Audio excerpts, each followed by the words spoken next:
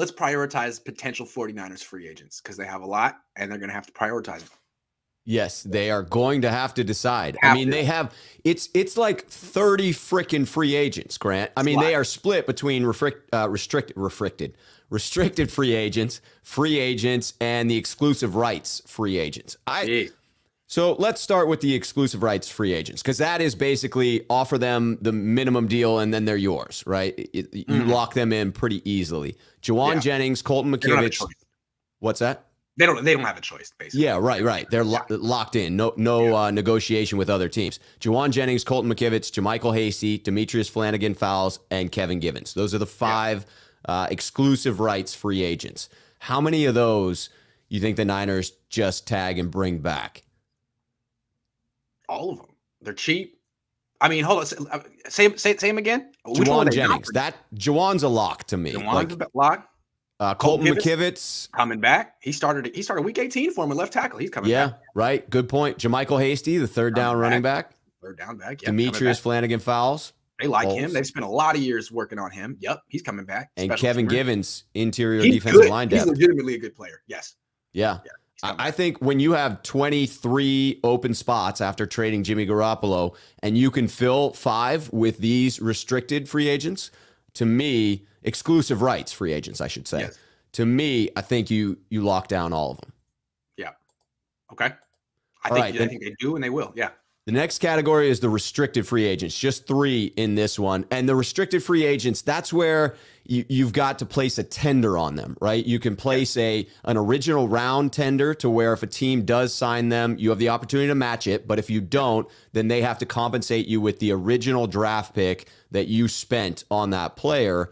Or you can do a second round tender or a first round tender. If you do a second, you pay more for them, but then the team would have to compensate you with a second. Yeah. So the 3 are Daniel Brunskill, Kentavious Street, and Azeez Al-Shaair. Street can go unless he's really cheap, he can go. Because what round did we take him in? Was he a fourth? Yeah. Yeah. What was he? Azeez coming back. Yeah. Oh, you think no, hold on. Actually, hold on. Azeez played really well this year. Azeez, if some team gives him like a $30 or $40 million contract, I don't know if the Niners would match it. Now, if they give him a second round tender, maybe a team won't want to give that guy, that's trading a second round pick for Azeez Al-Shaair. Yeah. They might have to give him a second round tender. I think that's the one that you do, because you could picture Kentavious Street with the 4th rounder. You could go with the original round tender on Kentavious Street if you want to keep him as defensive line depth. And you would doubt that a team is going to give up a 4th rounder for Kentavious Street, but it doesn't cost you quite as much. With Azeez, they're looking at doing a long-term deal with him anyway, so he's going to get a pay bump no matter what. So to me, the second round tender would allow you to lock him down and then begin that negotiation period with him. Absolutely. I'm not sure that he'll get a long-term deal this year. The Niners might want to go year to year with him for a little bit longer. But yeah, he's not going anywhere. The interesting thing is a second round tender comes with a $3.384 million salary. And that's fair. That's fair for Azeez. I'm sure he actually thinks he's worth a lot more than that. And then I bet he does. Sure he does. But so I think second round tender for him.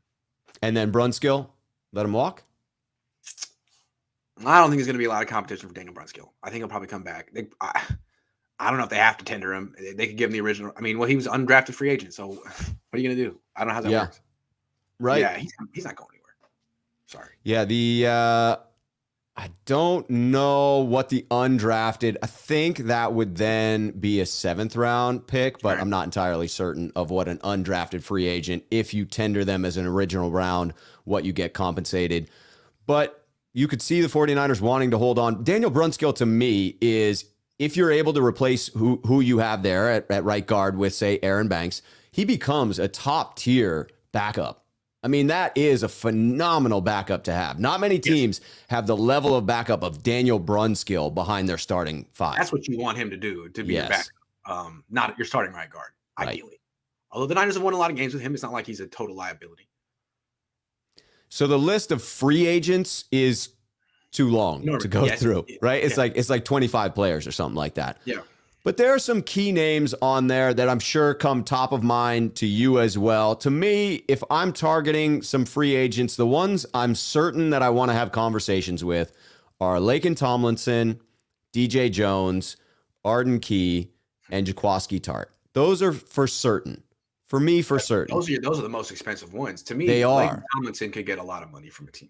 He could. He could get a lot of money from a team. Arden Key as well. He may get paid. DJ Jones is a run stopper. So with you on Arden Key. That's another guy who could get, like, Kerry Hyder had one good year with the Niners and Cashton left, which was a mistake because he's not, he didn't do well. And you could argue Arden Key had a more impressive season because it was all the second half, right? He didn't get the opportunity right away. And so teams can project, well, damn, if he had gotten that opportunity to start the season, what would a full season of him look like? See, I think Arden Key is going to leave. And I think what the Niners are going to say is, why should we spend a lot of money for Arden Key when we can just let Kosar create the next Arden Key? Do it again. Do it again. You can do this. We don't need to spend $40 million, whatever, on Arden Key when you can keep doing this. And you can let Arden Key go let down the next franchise like he did with the Raiders. That's seems to be probably their MO. So don't be so sure that DJ Jones or Arden Key's coming back. If either one gets a nice payday, I think the Niners will be like, look, we like you, but we also like Kevin Givens. We also like Charles Omenihu. Like, we got options. Yep. And they got, Jordan Willis is also going to be a free agent, and he's going to be considerably less expensive there. Yeah, exactly. Maurice Hurst, on the interior. Like, there are options. You definitely have Kinlaw coming back. So that'll be tricky. I'm sure they think they can do with Hurst what they did with Key. Yeah. One of the big questions I have for you is the Niners need to get rid of this perpetually injured cloud that hangs over them. It wasn't true this year. And yet the Niner faithful will still feel that going into the offseason and will still demand that decisions be made so that we don't bring back players that are consistently injured. Now, there are three that I think the Niners are going to debate. It is, do you cut D Ford with the post June 1 designation? You only save $2.4 million. That is all you save. And NFL minimum salary is $660K. So you're bringing in a body to replace him. So really, you're looking at about $1.8 million that you save by getting rid of D Ford. So do you do that? Yes. And do you bring back? You're like, yes, that's an easy one. Yeah. I don't. And think then you have Mostert and Verrett. Oh man, do you roll the dice on either one? I think I would like to bring them into camp if they would accept non-guaranteed contracts and let sort of like play their way onto the team in camp and show that they're healthy. Those guys have Pro Bowl potential. Do you think either one of them would take a non-guaranteed contract with what you know about them as players? Depends what they're on. I mean, how many teams want Raheem Mostert right now? How many teams want Verrett right now? So if they get, I think the Niners probably wouldn't match a good offer, but if they're disappointed with the offers on the free agency, I'm sure. I mean, Mostert, Verrett's from Fairfield. I think they'd want to stay. I don't know. Yeah, Verrett's the one that I could see teams just being like, dude, that injury list is pretty redonkulous. No one's paying. I mean, it's long, it's brutal. How many more is he going to fight back through before the body just quits at some point? Maybe Mike McDaniel takes Mostert with him. That would be interesting. Possible.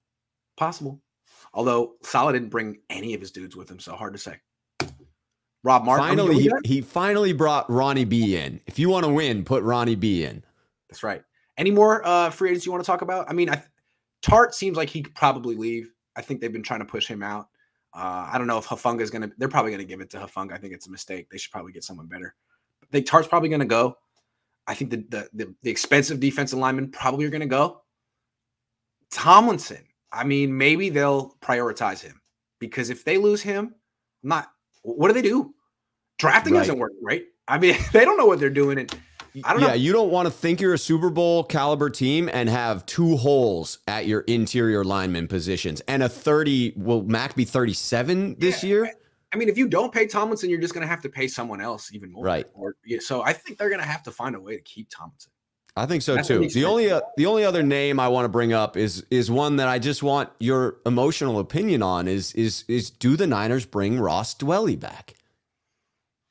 I would like to think so, but the fact that the Niners just fired the guy who discovered and developed Ross Dwelley, I mean, they just fired the tight end coach.